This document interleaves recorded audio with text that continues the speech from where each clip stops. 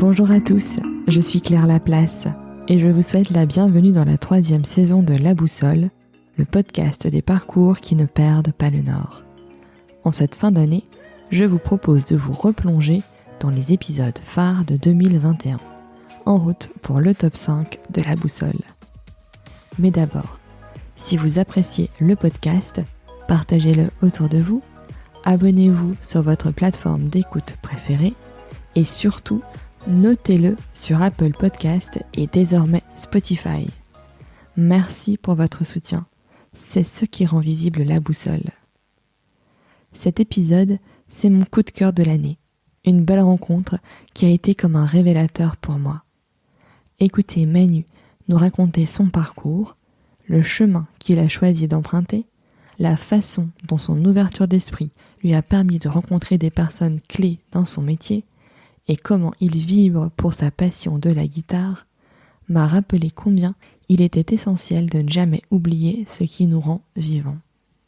Avec Manu, nous avons parlé d'apprentissage, de se découvrir un don pour un instrument, de la réalité du monde de la musique, de ne jamais se fermer de porte et de ce qu'il faut pour produire le bon son.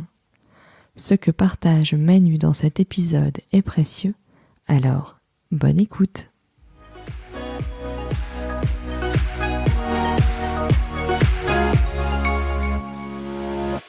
Salut Manu.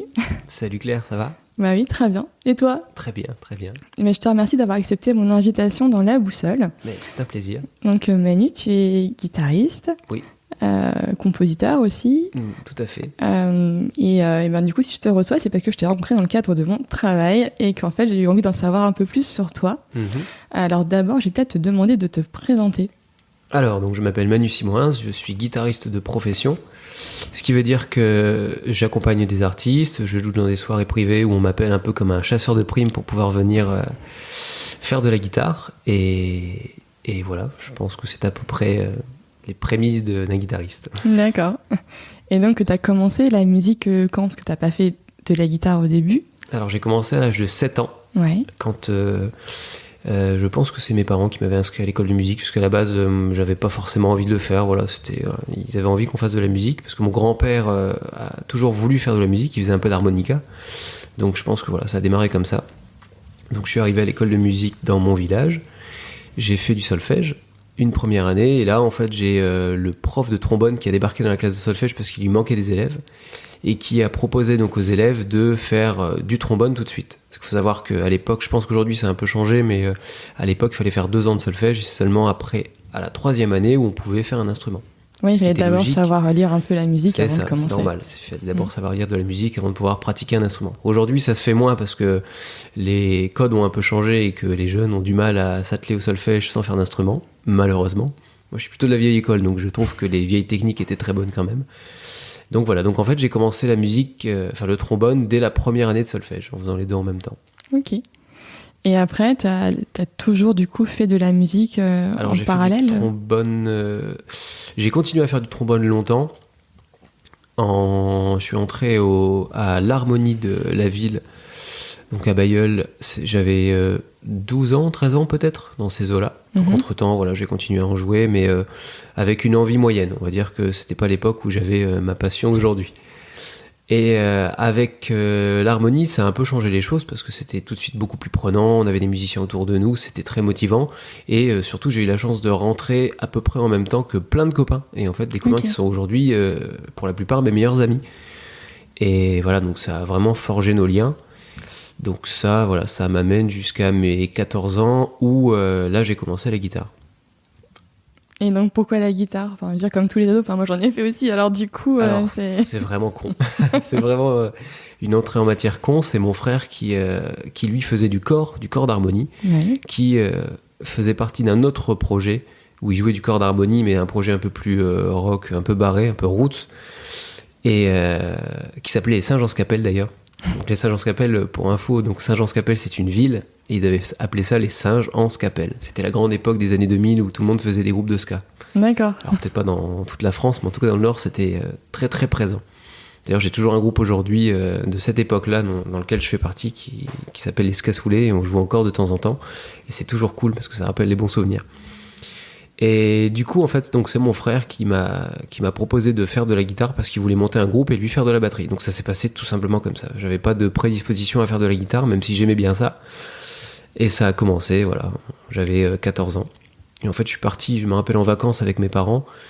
Et moi, je suis un peu 0 ou 1, quoi. 0 ou 100%. Donc j'ai réussi à me débrouiller pour avoir une guitare avec. Et là, j'ai plus lâché. J'ai commencé avec un bouquin qui expliquait un peu le jeu de Mark Knopfler, le guitariste de Dire Straits. Et voilà, pendant 2 mois, j'ai fait que ça. Je ne sortais pas. Mes parents désespéraient que je sorte alors qu'on était en vacances. Et il se trouve qu'en fait, voilà, je pense que j'avais des facilités pour l'instrument parce que ça a été très très vite. Alors qu'au trombone, j'ai mis beaucoup plus de temps. Après, j'étais plus jeune aussi. Mais voilà, ça a démarré comme ça. Et donc... Après, tu as fait une classe prépa pour parler des études. Oui, alors en fait, quand je suis rentré au lycée, pareil, je faisais beaucoup de guitare. Je jouais en général jusqu'à 3 heures. Je pense que j'ai passé toutes mes années de lycée en étant mort, crevé. Parce que je me couchais à 3 heures du matin. Parce que tous les soirs, de 23 heures à 3 heures du matin, je jouais la guitare. Et je bossais pas beaucoup. Hein. J'avais de la chance, j'avais pas besoin de trop travailler pour tenir le rythme. Mais du coup, je faisais la guitare 4 heures par jour minimum. Et le trombone beaucoup moins, mais ça m'arrivait encore. Et donc quand j'ai terminé le lycée, j'ai fait une prépa économie à Valenciennes, au lycée Wallon. Et je sais pas pourquoi, enfin si je sais pourquoi. En fait du coup ça me fait un feedback, j'arrive à me rappeler de ce qui s'est passé. Mais quand j'ai passé l'espèce de concours d'entrée, j'ai rencontré un mec qui était là 1 an avant moi et qui faisait du trombone en fait. Et c'est lui qui m'a dit, en gros t'en fais pas, tu peux venir à la prépa et continuer à faire de la musique, moi je le fais et ça marche. Donc je me suis dit bon c'est cool. Donc quand je suis arrivé à la prépa, je me suis inscrit en parallèle au conservatoire, au trombone du coup, parce que je commençais à retravailler le trombone un peu plus. Et je sais pas pourquoi, mais ça m'a donné une surmotivation à bosser. Et en fait, pendant mon année de prépa, j'ai fait un régime de 6h30, je me lève. Midi, j'arrête, je vais bouffer au resto universitaire. Ensuite, je vais dans mon appart et je retrace tous mes cours pour avancer. Je mets le trombone dans le coffre, je repars avec ma caisse. Je repars à la prépa, à 17h30, 18h, je termine, je vais directement au conservatoire, je joue pendant 3 heures, je rentre à 21h, je me fais à manger, je travaille pour la prépa jusqu'à 2h du matin, facile, hein, parce qu'il y a quand même il y a quand même du boulot. Plus en faisant un petit peu de guitare, au casque et tout à l'époque, parce que j'avais mis la guitare un petit peu de côté, j'étais parti à fond dans le classique, et rebelote tous les jours. Donc c'était une vie très... C'était intense quand même, du Exactement, coup. Ouais. Je cherchais le mot. Très intense. Donc ça a duré 1 an. Pendant la première année, et après, 2e année de prépa...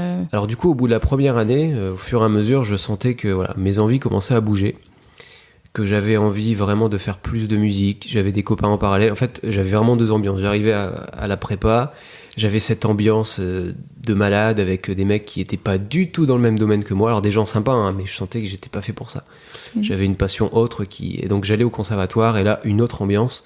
Donc dans ma tête, ça se divisait en 2. Enfin plutôt un peu schizophrène en fait. Ouais, complètement.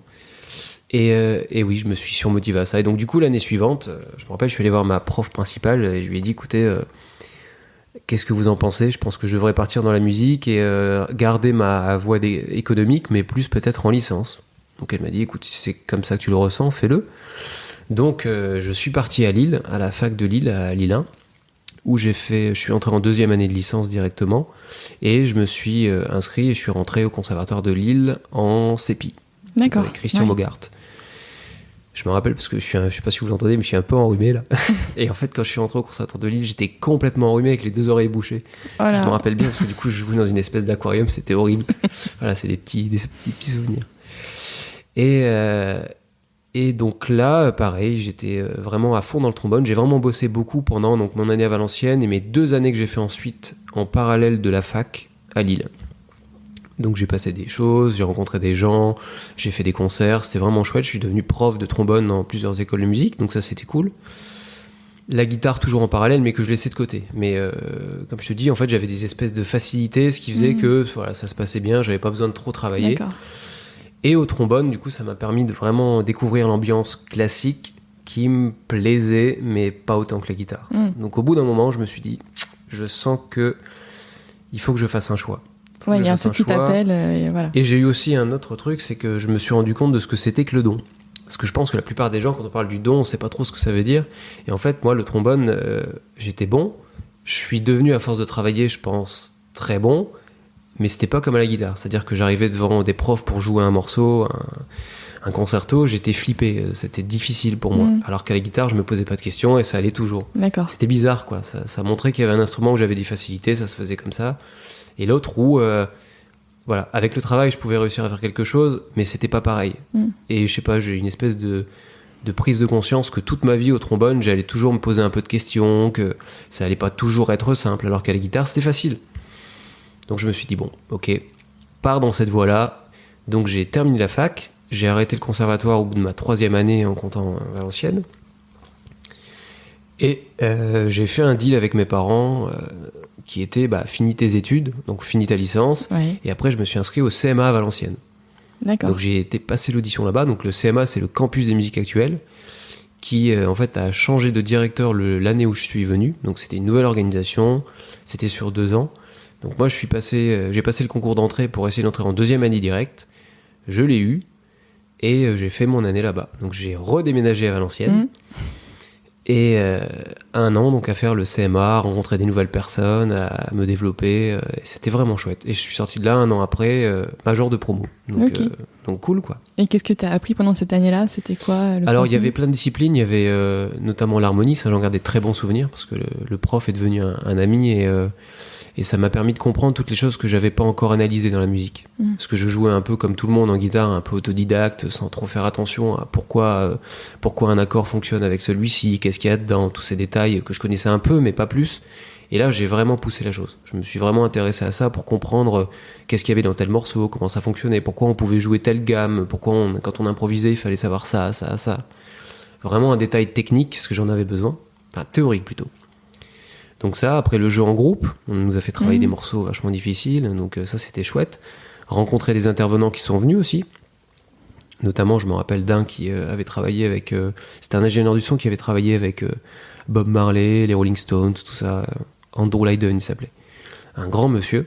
Des gens, voilà, on apprend un peu aussi à se taire et à regarder les grands en se disant, bon d'accord, en fait j'avais oublié parce que je pense que je deviens bon, mais en fait non, je suis qu'une merde. Et il y a des gens bien meilleurs que moi qui sont au-dessus, qui ont réussi, qui ont fait des trucs de fou, et peut-être que jamais j'arriverai à ça, mais on va tenter le coup, quoi. Ouais. Et en musique, on se prend souvent des claques comme ça, et c'est bien, il le faut, pour redescendre un peu.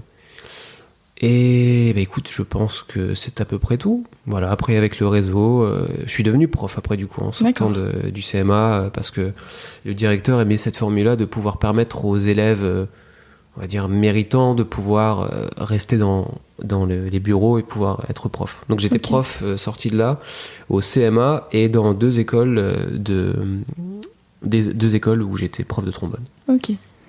Et donc quand tu sors du CMA, qu'est-ce que tu veux faire en fait ? Je veux faire de la guitare, accompagner, commencer à arriver dans le métier. Et là, il y a la grande claque de la réalité de la musique, c'est qu'il ne se passe rien. C'est-à-dire que personne ne nous connaît, on a été dans une école pendant 1 an, génial, mais après, il faut tout faire, quoi. Il faut repartir à zéro.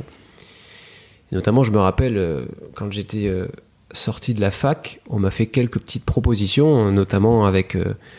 des offres de métier qui auraient pu m'apporter quand même des salaires bien confortables, et j'ai tout de suite dit non parce que je me suis dit si j'accepte maintenant, je pense que sortant de mon école de musique actuelle, je vais jamais pouvoir revenir à ça parce qu'on repart de zéro, et je suis parti de zéro, et chaque mois je gagnais un peu plus parce qu'il y avait les cours là, il y avait d'autres cours ici, il y avait des plans, des choses, et alors moi j'ai eu 2 chances, 2 contacts que j'ai eu, un qui était lié au CMA et l'autre pas du tout. D'accord. Alors je t'explique, comme quoi des fois on ne sait pas de quoi l'avenir est fait. En fait, j'ai été vite mis en contact avec un groupe à Dunkerque qui s'appelait Atypique, qui était un groupe de carnaval, enfin qui jouait de la variété, mais pour le carnaval de Dunkerque. Et j'ai fait 2 remplacements avec eux au trombone. Et en fait, il y a une fois où le groupe devait jouer le morceau Beat It de Michael Jackson, et le guitariste en fait se sentait pas de le faire.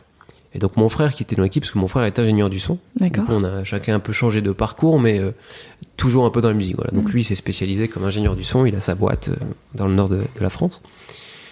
Et donc du coup il a dit Manu joue de la guitare, il peut le faire, demande-lui. Donc ils m'ont demandé, le guitariste me file sa guitare au moment du solo, Et je m'en rappelle très bien parce qu'en fait, il y a eu un problème ce jour-là, c'est que Beat It, le morceau Beat It, en fait, pour le jouer à la guitare, il faut désaccorder toutes les cordes de la guitare d'un demi-ton. D'accord. Donc tu peux pas prendre la guitare et le jouer, c'est pas possible. Donc du coup, avant que ça démarre, parce que je savais ce problème-là, je demande au chef d'orchestre, en quoi vous jouez Beat It ? Est-ce que vous jouez comme l'original, c'est-à-dire un demi-ton en dessous, ou est-ce que vous trichez et vous jouez un demi-ton au-dessus ? Donc pour les chanteurs, c'est encore plus dur, parce que c'est encore plus haut, déjà que c'est haut. Et dans ce cas-là, j'ai pas besoin de toucher la guitare.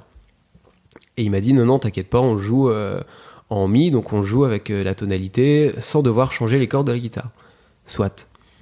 Donc je me rappelle, j'arrive sur scène, ils avaient tous des ear monitors, tu sais, donc les oreillettes qui te permettent d'entendre tes retours, non pas via une petite boîte qui est devant la scène, mais dans tes oreilles directement. Ce qui veut dire que toi, si t'arrives sur scène et que t'en as pas, tu n'entends rien. T'entends la batterie d'un côté, t'entends un peu de guitare par là, mais c'est le boxon, quoi. Et donc, je prends la guitare, le solo commence à arriver, je joue, enfin avant le solo, le début de la chanson, et là j'entends qu'il y a un problème. J'avais l'ampli derrière moi, heureusement, donc pas le mien, pas ma guitare, rien, quoi. Et en fait, ils étaient dans la tonalité originale, un demi-ton en dessous. Et donc là, j'ai touché le manche de la guitare, je fais down, down, down, j'ai tout baissé au pif. Ouais. Et le solo a démarré, et apparemment ça s'est bien passé, mais moi je pensais avoir fait n'importe quoi parce que c'était pas préparé. Et donc à la fin, ils sont venus me voir, limite ils m'ont fait une hola tellement ils en venaient pas, c'était bizarre, quoi. Donc en fait, ça a commencé comme ça. Et là, ils se sont dit, oula, ils jouent de la guitare. Et en fait, quelques temps après, mais je te dis ça doit être peut-être 3 ans après, j'ai été... en fait, je me suis retrouvé à jouer avec eux, et je joue toujours avec eux quand je peux. Et c'est toujours un plaisir, d'ailleurs, parce que c'est vraiment devenu des copains. Et en fait, ça m'a apporté une grande partie de mon réseau. Ok. Parce que j'ai rencontré un chanteur qui s'appelait Hugo Diaz, avec qui on est devenus très potes, et qui m'a branché sur une soirée années 80 où on accompagnait des artistes des années 80, connus, donc c'était chouette. Et en fait, après, il a fait un groupe années 80, donc j'ai fait partie de ce groupe-là, puis un cover de Calogero, donc j'ai fait partie de ça aussi. J'ai aussi rencontré du coup l'autre chanteur de ce projet-là, qui lui m'a amené vers un bassiste qui m'a amené vers un autre projet, puis un autre projet. Et en fait, du coup, j'ai toute une partie du réseau que j'ai qui vient de là, tu vois. D'accord. Et qui m'a fait descendre vers Reims, parce que la plupart des musiciens venaient de Reims. Et donc du coup, j'ai maintenant pas mal de personnes qui viennent de là-bas. Ok. D'ailleurs, on en parlera certainement après, mais Trois Vagues, le batteur, parmi d'autres batteurs, c'est moi qui lui ai fait rencontrer l'équipe, et je l'ai rencontré à Reims. À Reims, d'accord. Donc, tu vois, en fait, ça s'est fait comme ça, petit à petit. Et l'autre côté, ça a été le CMA. Donc ça, c'est le prof de batterie à l'époque qui était avec sa femme et qui voulait faire un tribute de Céline Dion. Ouais. Et il cherchait un guitariste, donc il avait demandé à un de ses potes que maintenant je connais bien, que j'embrasse parce qu'on se remplace régulièrement, Ben Caléja, un super gratteux. Et donc il avait demandé à Ben qui n'était pas dispo, donc après derrière, c'est lui qui a dit, bah écoute, à sa femme, si tu veux, moi je connais quelqu'un, je pense que ça peut faire le taf. Et voilà, donc ça s'est passé comme ça. Donc j'ai rencontré toute cette équipe-là, j'ai fait ça.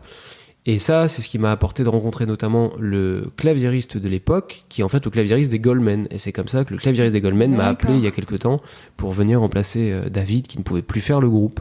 Ok. Donc tu vois, en fait, ça vient d'une rencontre. À chaque fois, c'est un petit truc, et hop. Et après, bien sûr, il faut faire tes preuves. Parfois, t'as même pas beaucoup de temps. Ça peut être une chanson, une répète. Oui, ça passe ou ça casse, et après, c'est voilà. ça. Ouais. Et après, il faut savoir quoi montrer pour que ça passe bien. Et maintenant, moi, j'ai mis un petit secret pour que ça marche. Et puis après, c'est vrai que tu joues comme là dans le cadre de mon boulot, quoi. Finalement, t'es appelé pour des soirées, des trucs. Oui, c'est ça. En plus. En fait, moi, c'est ce que j'aime bien. C'est aujourd'hui, la musique, c'est devenu très difficile. Pour pouvoir en vivre, on peut pas se dire je vais faire un groupe, ça va marcher. C'est beaucoup plus complexe que ça. Parce qu'aujourd'hui, les groupes, notamment la musique live, ça tourne moins qu'avant parce qu'il y a beaucoup plus de musique électro, donc on est plus facilement derrière son ordi à faire de la musique. On la sort, les gens écoutent, mais c'est pas pour ça que ça marche. Il y a quelques personnes pour qui ça marche. Des fois, on se demande même pourquoi. Mais la musique live, voilà, c'est un peu plus compliqué. Donc il y a vraiment un versant de ce métier-là qui est soirée privée où on va accompagner des gens, soirée privée où on va être avec un projet qui fait de la reprise et qui est pour un certain type de personnes. Ça peut être pour un mariage, ça peut être pour un vin d'honneur, ça peut être pour un anniversaire, ça pourrait être pour un comité d'entreprise. Donc ouais, c'est vrai que nous, on s'est rencontrés comme ça. Pour un truc quand même assez atypique, parce que moi, c'est rare que je vienne tout seul, sans projet, tu vois, venir faire des riffs de guitare. Donc ouais, il y a toute une partie qui est comme ça, en plus des groupes. Et moi, c'est ce que j'aime pouvoir faire, tu vois. Un côté vraiment plus studio, où tu rencontres des artistes, tu leur écris des titres. Tu arranges les titres aussi, ou des fois, on t'appelle juste pour venir faire des guitares. Parce que moi, mon domaine de prédilection premier, c'est d'abord la guitare. Je me ressource toujours autour de ça parce que c'est vraiment à partir de ça qu'on m'appelle. D'accord. D'ailleurs, on me demande souvent pourquoi je chante pas. Parce que je chante, en fait. Mais, oui, sur les Goldman, tu fais un peu des chœurs et des choses comme ça. Ouais, et puis je chante du lead aussi, mais Ouais. c'est vrai que du coup, après, les gens se disent « Mais je savais pas que tu chantais, pourquoi tu ne l'as pas dit ?» Et en fait, j'ai pas envie de le dire, parce qu'à la base, je suis pas chanteur, je suis pas guitariste-chanteur, je suis d'abord guitariste. Donc moi, on m'appelle pour faire de la guitare. Après, s'il faut faire des chœurs, chanter, derrière, voilà, je peux le faire. Je le fais avec grand plaisir, mais j'aime bien sectoriser un peu. J'aime bien faire des projets où je ne fais que de la guitare, et d'autres projets que j'ai un trio de rock'n'roll par exemple que j'adore, tu vois, dont je devrais m'occuper un peu plus en ce moment parce qu'il tourne pas. Et c'est de ma faute parce que je prends pas assez de temps pour le démarcher. Et là, je chante de A à Z et c'est super chouette parce que j'adore chanter ça. Mais voilà, je suis pas chanteur au premier plan. D'accord, ouais. Ce pourquoi on t'appelle, c'est avant tout la guitare. Exactement. Voilà. Okay. C'est bien de toujours se ressourcer autour de ça, d'être instrumentiste, comme en classique. En classique, on t'appelle parce que tu fais de la clarinette, tu fais du trombone, voilà, tu fais partie d'un orchestre et donc tu viens, tu fais ça, t'as pas d'autres disciplines. Donc j'aime bien essayer de garder ce truc-là. Ok. Et donc à côté, tu fais partie d'un groupe, 3 vagues. Oui. Alors 3 vagues, pour t'expliquer un peu ça. Ouais, vas-y, raconte-moi, je suis curieuse du coup. Bon, je parle beaucoup du coup. Oui, mais c'est fait exprès. C'est le but. 3 vagues. Comment t'expliquer ça ? Alors ça vient du CMA, à la toute base, hein, vraiment à la toute base, je te resitue. Je trouve pour le coup, alors j'aime pas forcément parler de moi, mais c'est intéressant de savoir d'où viennent ces pistes pour les gens éventuellement qui entendront ça, qui voudront faire peut-être ce métier-là, savoir un petit peu comment ça se passe. Déjà de se dire, il faut accepter de faire n'importe quoi. Faut pas se dire ça c'est pas fait pour moi, tout ça. Non, faut tenter. Parce que au pire, peut-être qu'on va apprendre à aimer des choses qu'on n'aimait pas. Et ça c'est bien. Parce que moi il y a des choses que j'aime pas écouter, mais que j'adore jouer. Et ça c'est très pratique. C'est aussi pour ça que j'aime pas chanter. Parce qu'il y a plein de choses que j'aime pas entendre, mais que j'aime pas chanter non plus. Alors qu'à la guitare, tu vois, il y a plein de choses que je joue que j'écoute pas. Mais c'est cool, c'est chouette. Donc ça c'est pareil, ça vient du CMA. J'avais comme prof Julien Gugel. J'avais 2 profs, j'avais Julien Gugel, Benoît Paul, que j'embrasse tous les 2 si un jour ils entendent cette interview. 2 mecs super, de super guitaristes, très différents. Il y en a un qui est beaucoup plus rock'n'roll, l'autre qui est un peu plus fusion. Mais les deux ils m'ont beaucoup apporté, pour l'attitude, comme pour le jeu, comme pour la sagesse aussi. Et Julien Gugel, c'est le guitariste de soul, voilà, pour replacer un peu dans le contexte. Et lui, en fait, un jour m'a donné le contact d'un batteur qui cherchait un guitariste pour un groupe que je ne citerai pas. Avec lequel j'ai tourné pendant 2 ans, qui m'a appris aussi pas mal de choses. C'était vraiment une belle expérience. Et donc un jour, on se retrouve à faire avec ce groupe le Vocal Tour, qui était une espèce de concours dans le Nord, dans le Nord et ailleurs aussi, qui s'est appelé aussi par la suite, je crois, le Zik Me Up. C'était peut-être Zik Me Up d'abord, Vocal Tour ensuite, je sais pas, l'un des deux. Et dans le jury, en fait, se trouvait le chanteur de 3 vagues. D'accord. Donc avec ce groupe-là, on remporte l'une des étapes et en fait on gagne une séance studio avec donc le chanteur de 3 vagues. Donc 1 semaine après, je revois le groupe, on répète, il me dit qu'il a rencontré donc le chanteur de 3 vagues, donc on va l'appeler Jérôme, ça sera plus facile. Donc il rencontre Jérôme, il me dit j'ai passé un petit peu de temps avec lui, on a commencé à travailler, c'est chouette. Mais malheureusement, je pourrais pas vous faire venir parce que voilà, il a un petit studio, c'est compliqué, donc on va certainement travailler lui et moi, mais je vais essayer de te faire venir toi au moins à la guitare. Donc c'était cool, tu vois, il fait un peu de forcing et tout. Donc j'arrive chez Jérôme quelques semaines plus tard. Donc très sympa, on discute, il m'explique un peu son parcours, que je t'expliquerai si tu veux, parce qu'il a un parcours très particulier, Jérôme.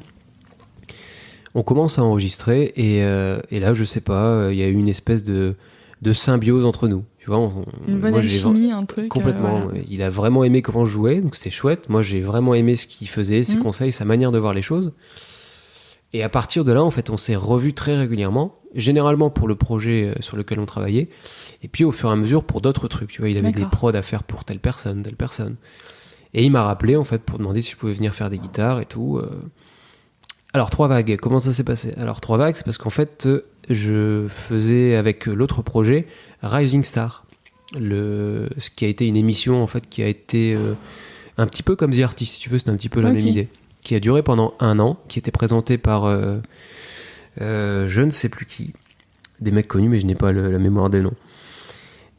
Donc on arrive à Paris, dans l'équipe des personnes qui nous jugeaient, il y avait Kali, il y avait l'ex-femme de David Guetta, donc Cathy Guetta, il y avait David Hallyday, et il y avait quelqu'un d'autre, je ne sais plus qui. si, un mec des radios, mais je sais plus son nom. Et donc, en fait, on fait ce truc-là, et on s'est un peu vautré, parce qu'en fait, voilà, il y a eu pas mal d'histoires, je vais pas revenir là-dessus, mais quand on fait une télévision comme ça, ils essaient d'orienter un petit peu les groupes en fonction de ce que présente le groupe, et là, ça s'est mal passé, ça a été mal orienté. Donc voilà, on a fait un premier prime et après c'était terminé. Donc le lendemain j'appelle Jérôme et donc je lui dis que je suis un peu déçu, que je pensais que ça allait se passer autrement et tout. Donc on en parle et on se dit bah écoute, on s'appelle lundi, on y réfléchit. Et donc le lundi on s'appelle et c'est là en fait où il me dit écoute, j'ai un duo avec ma copine qui semble bien parti. Quand on chante à deux, les gens aiment bien. Donc ce que je te propose c'est d'étoffer l'équipe. Viens avec nous et on sera 3. Donc chanteur masculin, chanteur féminin et un guitariste. Et c'est comme ça qu'on a monté 3 Vagues. Ok. Et donc ça, c'était vers 2015, donc ça date déjà maintenant. Ouais, c'est assez ancien. Ah oui. Et puis, voilà. Après, on a fait plein de compos, plein de projets, plein d'idées. On n'a jamais fait de live. J'ai toujours voulu ne pas faire de live avec ce groupe-là, parce que je savais qu'on allait démarrer forcément au bas de l'échelle, tu sais. Et je pense qu'on n'était pas prêt à ça, parce qu'on avait tous les 3 des profils différents. Moi, j'étais parti de rien, mais au fur et à mesure, j'avais grimpé un petit peu les maillons. Jérôme, lui, a connu le succès très vite. À 16 ans, il a fait Graines de Star. Ouais. Et il a été connu assez vite. C'était l'époque des années 2000, donc un peu à la folie, où il a vraiment connu de belles choses. Perrine, elle venait du milieu amateur, donc du coup elle n'avait pas connu la scène, tout ça, donc tu vois 3 personnes qui n'avaient vraiment rien en commun dans le passé musical. Et je me suis dit, voilà, Jérôme, c'est quelqu'un qui a besoin de monter sur scène pour faire déjà ses compos, là où moi je viens pour faire de la reprise, il a besoin de répéter aussi, alors que moi aujourd'hui je me retrouve dans des conditions où on s'appelle et c'est Presta dans 2 semaines, voilà le répertoire, on répète, bah non c'est chaud on peut pas, ou lui il est pas là, bon tant pis. Donc en fait tu répètes tout chez toi, t'arrives et c'est tout de suite, pas de répète. Imagine, donc c'est chaud. C'est chaud quand même. Lui, il aurait pas supporté ça. Ça veut dire des répètes, ça veut dire financer tout ça pour pas savoir où est-ce que ça va nous mener. Donc je me suis dit, bon, on va attendre. On a fait quelques choix acoustiques, mais attendons, voilà, ça commence à marcher. Et là, aujourd'hui, où ça commence à marcher, là, voilà, on met en place toutes ces choses. Ouais, parce que du coup, le dernier titre, là, c'est Les plages de Dunkerque. Ouais. Il tourne quand même. Oui, bah, en fait, Les plages de Dunkerque, c'est un titre qui a 3 ans maintenant. Parce que si tu veux, le son a changé au fur et à mesure. En 2015, quand on s'est connus, je me rappelle, le premier titre s'appelait... attends, je vais me rappeler. Non, je ne vais pas me rappeler. Si, Dernier Round. Voilà, c'était ça le nom du titre. Je l'ai fait en anglais, Dernier Round. C'était le premier son du groupe. Et je l'ai réécouté il n'y a pas très longtemps et c'est bizarre, hein, parce que vraiment, le son a vachement évolué.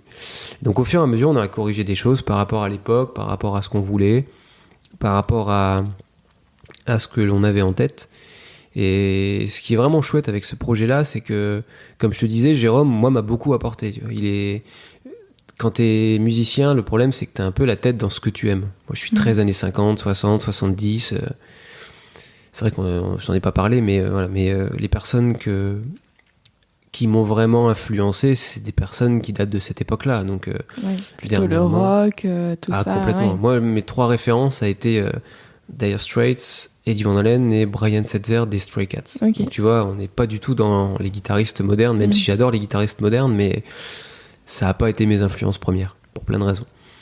Et en fait, Jérôme, lui, c'est quelqu'un qui vise la modernité et l'artistique. C'est-à-dire qu'il en a rien à faire que tu joues un riff qui soit super cool, avec un super son de ces années-là. Pour lui, si c'est ringard, c'est ringard. Et on n'a pas notre même niveau de ringardise, en fait. D'accord. Donc moi, il m'a toujours aiguillé pour dire non, tu vois, fais pas ça. Ah, ça, c'est trop funk. Ça, il y a des choses qu'il aime pas. Donc, et c'était vachement chouette parce que du coup, tu déguitarises tout ce que tu fais. Donc là, on te désapprend tout ce qu'on t'a appris à l'école, en fait. Donc ça, c'est vraiment chouette. Parce qu'aujourd'hui, quand on veut faire un groupe de compos, eh ben, on a besoin d'un peu de ça pour pouvoir se placer, surtout sur la scène française. Oui. Et là, qu'est-ce qui fait la différence ? Enfin, je veux dire, vous passez beaucoup plus en radio, etc. Enfin, qu'est-ce qui... Alors, c'est quoi ? tout con. C'est tout con. Le secret, c'est qu'en fait, on a rencontré la bonne personne. Parce qu'on a rencontré plein de gens qui nous ont toujours apporté quelque chose, mais tu vois, c'est toujours, voilà, tu gravis une marche. Et une marche, et une marche. Et là, t'as rencontré quelqu'un. Ouais, mais c'était pas la bonne personne, parce qu'au final, il s'est rien passé. Mais il s'est passé quand même des trucs, mais c'est pas encore ça. Donc voilà, c'est pour ça que je te dis, c'est comme pour les projets où je pense qu'il faut tout faire sans se poser de questions, parce qu'il y aura toujours du positif à la clé. Et ben les rencontres, c'est pareil. Il faut pas se dire, ouais, mais ça nous apportera rien, on sait pas. Peut-être que ça va nous apporter quelque chose de léger, mais que ça va nous permettre de rencontrer une autre personne qui aura entendu ce que tu as fait musicalement, et petit à petit, tu finiras par rencontrer les bonnes personnes. Donc nous, la différence, ça a été Bertrand Caletta. Donc Bertrand Caletta, c'est quelqu'un qui travaille avant chez My Major Company, qui aujourd'hui travaille chez ELP à Paris, une boîte de distribution qui s'occupe de placer des artistes en radio, notamment. Okay. Il s'occupe notamment de Trio. Bertrand, c'est lui qui est en ce moment derrière Trio. Et en fait, Bertrand est un ami de longue date de Jérôme, parce que quand Bertrand était jeune, il écoutait le groupe de Jérôme. D'accord. Saliba des ailes à l'époque. Okay. Et il était fan de ce groupe-là. Et il a toujours adoré cette chanson Les plages de Dunkerque, qui ne s'appelait pas Les plages de Dunkerque avant, mais qui s'appelait Sans le dire à personne. D'accord, ouais, je l'ai vu sur YouTube. Une chanson qui a 3 ans, en fait, qui avait un clip... Mais différent, complètement, rien à voir avec... La chanson ou le clip, rien à voir avec celui de maintenant. Le clip est plutôt un truc un peu futuriste, c'est bizarre. Ça, ouais. Exactement. Mais la chanson, par contre, c'est la même. Rien n'a changé. On a peut-être monté un peu les guitares sur le volume, c'est tout. Et ce qui s'est passé, c'est que le titre, quand il est sorti il y a 3 ans, on l'a développé un peu. On travaillait à l'époque avec Cocteau à Paris, donc quelqu'un qui s'occupe aussi de placer les titres en radio, mais dans un registre un peu différent. Plus dans des playlists, tu vois, donc tout ce qui est supermarché, choses comme ça, radio un peu plus locale. Voilà, c'est un peu plus son créneau. Sauf que quand tu veux faire un groupe qui marche vraiment en radio, le problème c'est qu'il faut trouver quelqu'un qui va défendre le truc sur les radios nationales. Et ça, c'est très compliqué. Parce qu'il faut avoir les portes, il faut avoir les codes. Et ça, toi et moi, on ne les a pas. Et Bertrand, lui, les avait. Donc en fait, un coup, ils ont fait un barbecue avec Jérôme, tout simplement. Et Bertrand leur a dit, écoutez, ce titre, je vais pas reprendre les mots qu'il a utilisés, mais en gros, putain, c'est bien, il faut qu'on le fasse, quoi. Il faut qu'on s'en occupe. Il a dit, moi, je vais prendre les choses en main. Je vais aller voir mon patron lundi et je vais vous lancer le truc et on verra où ça mène. Et ça a démarré comme ça. Et 2 jours après, il avait déjà 4 grosses radios. Et après, voilà, ça s'est lancé. Et après, c'est un long travail. Et voilà, tout simplement. Donc il y a une part de chance, une part de... quand même pas de chance, hein, de talent, dans le sens où il faut que ton titre fonctionne. Et ça, c'est très difficile d'avoir un titre qui puisse plaire à toutes ces radios. Et après, voilà, c'est l'alignement des étoiles, des planètes, pour que la bonne personne se présente à nous. Donc là, voilà, je pense que c'est ça qui fait, c'est l'équipe derrière nous qui est vraiment... elle est constituée des bonnes personnes maintenant. Et nous, on lâche rien. Donc, et on essaie de mettre les moyens aussi, parce que ça coûte de l'argent. Il faut savoir que 3 vagues, on voit le groupe en radio, mais actuellement, c'est quelque chose qui nous coûte de l'argent et non pas qui nous en rapporte, parce que c'est énormément de travail. Entre les répétitions, la production, enfin tout, quoi. Bien sûr, et puis on participe à la production. Ouais. Donc forcément, on finance aussi nous-mêmes. Donc c'est le problème quand on fait un groupe de compos. C'est que voilà, ça marche pas du jour au lendemain, c'est un long travail. Et en fait, moi, je l'ai toujours fait en parallèle des autres projets. Et c'est ça qui est intéressant. Voilà. Oui, c'est que du coup, t'es pas juste à attendre que ça marche sur ce projet-là. Tu as d'autres choses à côté. Ah bah, heureusement, parce que sinon, je ne pourrais pas gagner ma vie. Donc voilà, c'est de l'investissement constant. Et ça, on l'oublie assez souvent, parce que c'est vrai que quand ça marche, on se dit, c'est incroyable, on aimerait bien être à leur place et tout ça. Déjà, pour nous, là, ça marche, mais pas encore. C'est-à-dire qu'on ne sait pas si ça va marcher. On est toujours dans l'investissement, on est toujours un groupe en développement. Le futur... reste à venir, on ne sait pas. Mais si ça marche, voilà, il faut se rappeler de cette époque où rien n'était fait, où c'est vraiment des années de galère, où tu sais pas où est-ce que ça va arriver. Ouais, surtout qu'on a quand même eu la période Covid était quand même hyper compliquée pour tout le monde du spectacle de façon générale, quoi. Donc nous, ça s'est complètement arrêté. D'ailleurs, la rencontre avec Bertrand pour cette radio, ça s'est fait après. Ça s'est fait en juin 2021. Donc tu vois, c'est récent. C'est très récent. Comme quoi, en peu de temps... D'ailleurs, je vais te raconter une anecdote par rapport au clip. C'est que le clip de Sans le dire à personne, donc l'ancienne version des plages de Dunkerque, on l'a réalisé en 3 week-ends. Donc 6 jours.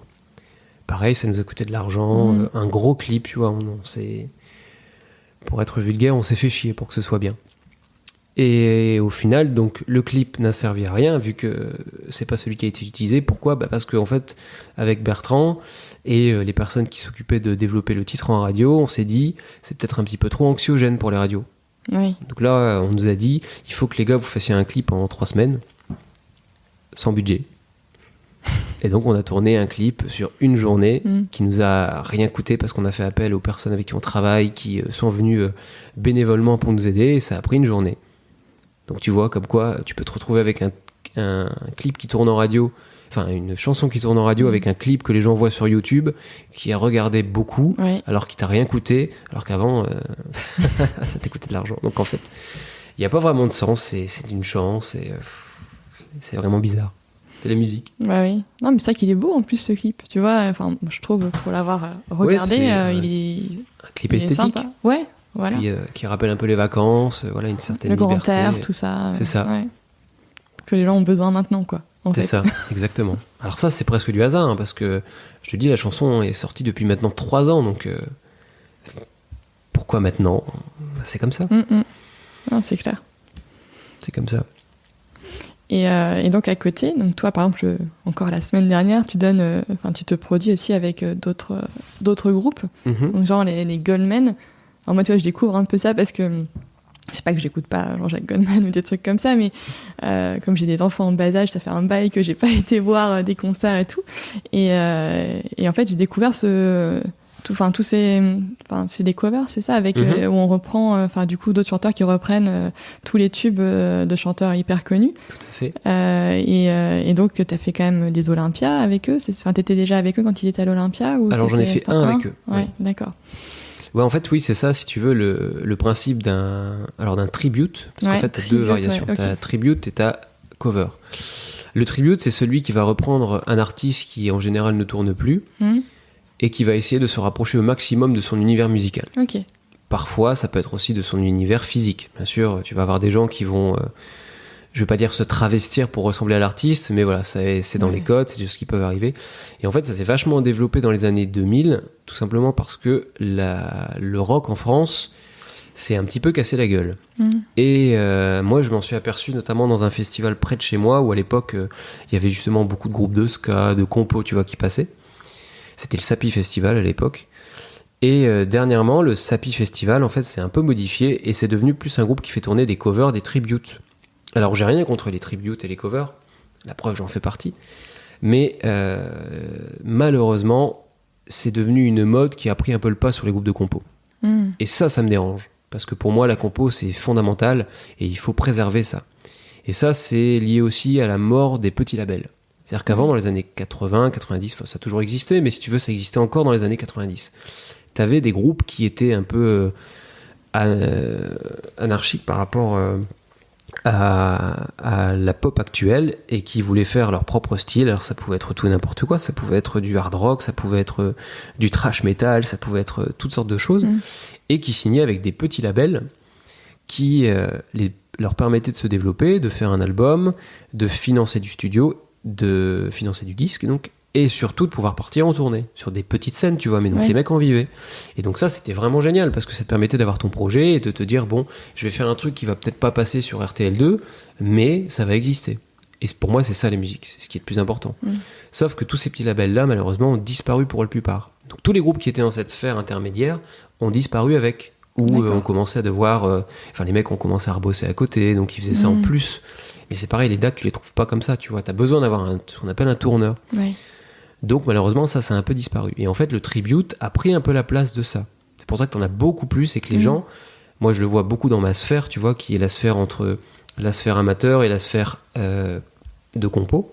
T'as toute une sphère entre les deux qui est la vraie sphère professionnelle, là où se mélangent les tributes, les groupes de compos qui sont autoproduits et les soirées privées.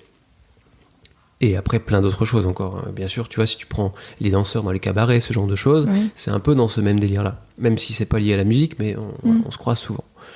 Et le souci, c'est que, voilà, généralement, les gens se disent, bon, qu'est-ce que je vais faire comme tribute ? Parce que naturellement, ils pensent à faire ça avant la compo, parce que on sait plus trop comment développer la compo. Et donc, les Goldman, donc c'est un tribute à Jean-Jacques Goldman qui marche vraiment fort, parce que Jean-Jacques Goldman ne tourne plus.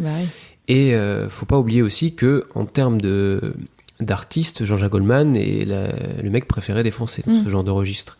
Et ça se ressent, parce que c'est vrai que quand tu vois les Goldman sur scène, les gens sont fous. Alors parce que le groupe fait bien les choses, mais aussi parce que les chansons plaisent aux gens. Et donc il y a un credo énorme pour Jean-Jacques Goldman. Après, donc, tu peux avoir donc, des groupes qui sont des covers. Dans ce cas-là, le principe du cover, c'est tu reprends les chansons d'un artiste, mais plus à ta sauce, tu vois, sans vouloir copier. Alors que le tribute, normalement, c'est on va essayer de recréer l'univers pour que les gens qui viennent puissent vraiment fermer les yeux et avoir l'impression d'être eux, comme à l'époque où le groupe tournait. Après, ça s'est mélangé dans le sens où des fois, tu peux avoir des tributes alors que le groupe principal tourne toujours. Là, c'est encore un peu différent. Mais en l'occurrence, les Goldman, on va dire que la légitimité se fait dans le fait que si tu veux voir Jean-Jacques Goldman en concert, tu ne peux plus. Et donc, du coup, c'est un bon moyen.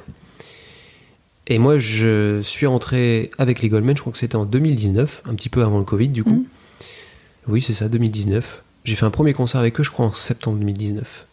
Parce qu'en fait, le guitariste qui était là depuis 10 ans maintenant ne pouvait plus faire toutes les dates. Parce que voilà, il avait une vie de famille un peu plus prenante. Et donc, ils ont cherché à trouver un remplaçant.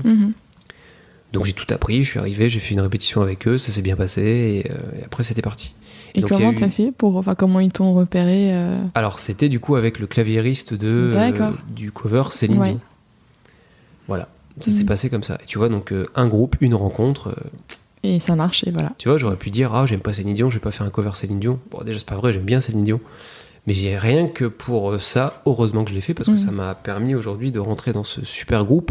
Et c'est un plaisir de jouer avec eux. Parce que déjà, ça joue, les musiciens sont super, l'équipe est top, les conditions sont chouettes, parce que c'est aussi un peu un rêve quand t'es musicien actuellement, de pouvoir tourner dans des grosses salles. Enfin, tu vois, on fait des salles où on remplit parfois plus que des artistes de compos. Connus, et ça c'est fou, et les gens se lèvent la première chanson, ils sont fous, tu vois. Après ces chansons là, elles sont tellement connues, enfin je veux dire, tout le monde sait fredonner une chanson, au moins une chanson de Goldman, ça. Et puis tu sais, même les gens qui sont, il y a toujours des gens qui sont un peu réticents et qui n'aiment pas trop qu'on touche à ce genre d'artiste. Mais en fait, la plupart des personnes qui viennent finissent par se faire avoir parce qu'ils se rendent compte que... t'es pris dans le truc. Oui, c'est ça, et parce qu'ils se rendent compte que c'est vraiment très proche de l'original, et sans forcer, tu vois. Le chanteur, lui, se travestit pas pour ça, c'est sa voix naturelle. Je pense qu'il chante un peu plus du nez, il le dit souvent, voilà. Un peu plus dans l'aigu, comme ça, parce que Jean-Jacques Goldman, il a une voix un peu légère, tu vois. C'est ça. C'est ça. Mais donc voilà, c'est vraiment chouette. C'est, tu vois, garder un groupe de compos et avoir comme ça un tribute pareil, c'est vraiment cool. Vraiment les deux.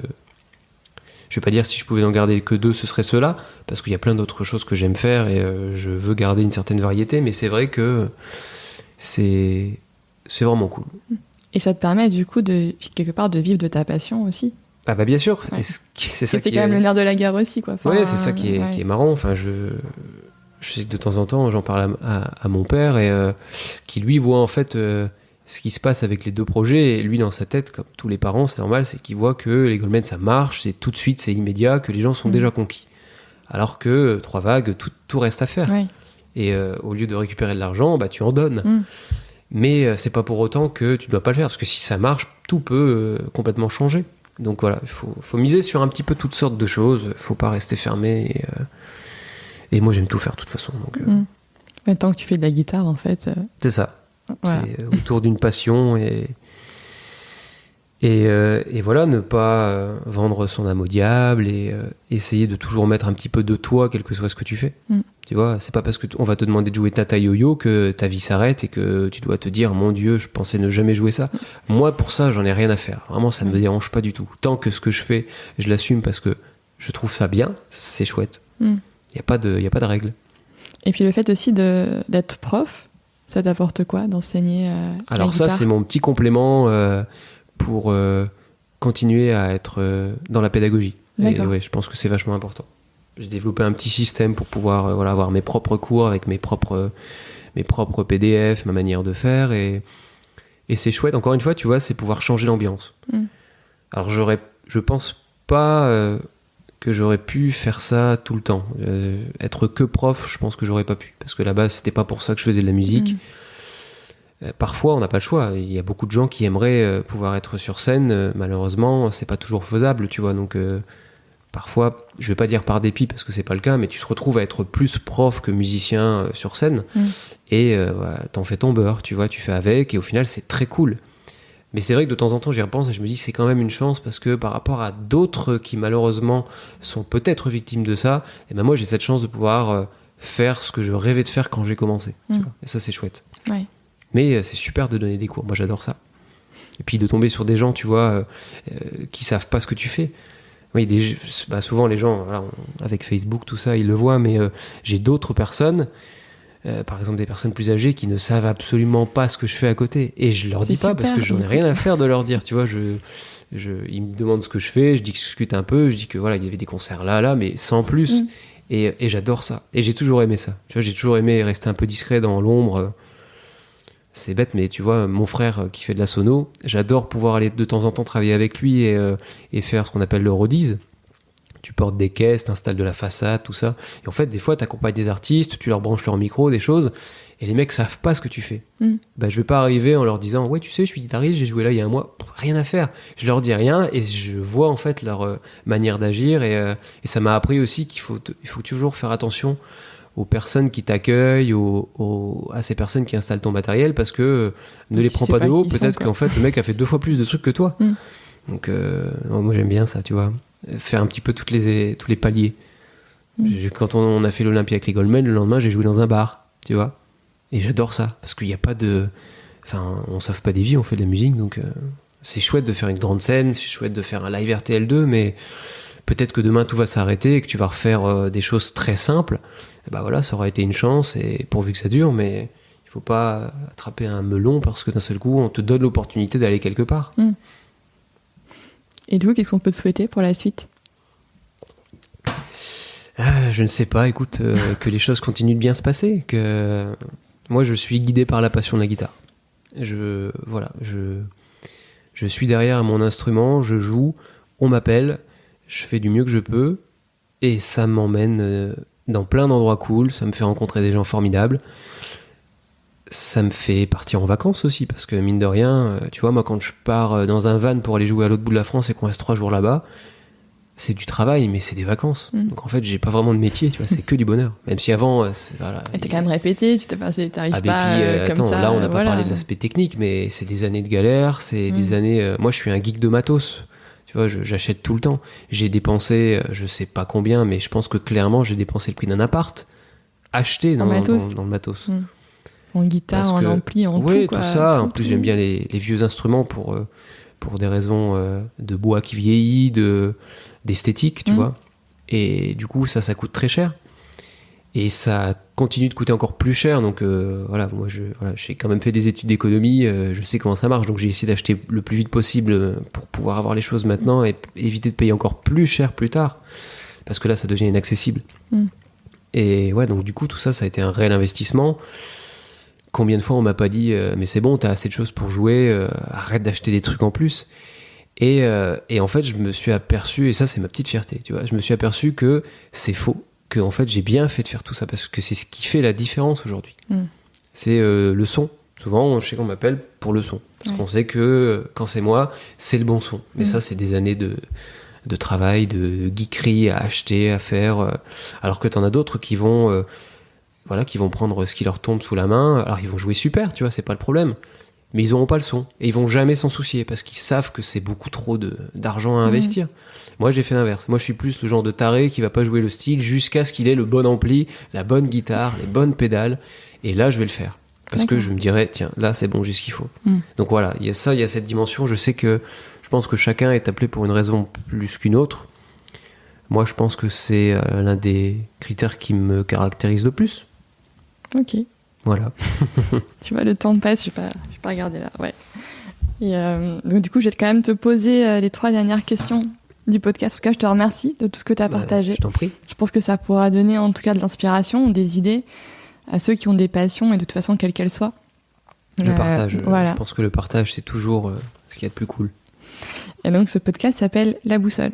Et donc, la boussole indique le nord. Donc, pour moi, le nord aussi, c'est l'étoile polaire. Et donc, c'est ce qui nous guide dans la nuit, mais peut-être aussi dans la vie, d'ailleurs. Et toi, Qu'est-ce qui te guide? Bon, c'est facile, je pense, après la passion. conversation. Voilà. La passion. C'est vrai que j'aurais peut-être dû retarder ce que j'ai dit, mais ouais, la passion. La passion, le fait d'être derrière l'instrument et le fait de voir où ça va mener, tout simplement. Et est-ce que tu aurais, alors moi c'est vrai que je lis beaucoup, ça c'est ma déformation d'ancienne élève de classe prépa littéraire, donc je lis énormément. Est-ce que tu aurais un livre à nous conseiller, ou alors, comme toi tu es plutôt dans la musique? Alors moi je suis pas un grand lecteur, mais voilà, on passe à un sujet qui n'a absolument rien à voir avec ce dont on a parlé avant. Je peux te dire ce que je lis en ce moment. Je lis un livre de Jean-Pierre Petit. Je ne sais pas si tu sais qui est Jean-Pierre Petit. Non, du tout. C'est un scientifique, physicien, il a plein de cordes à son arc.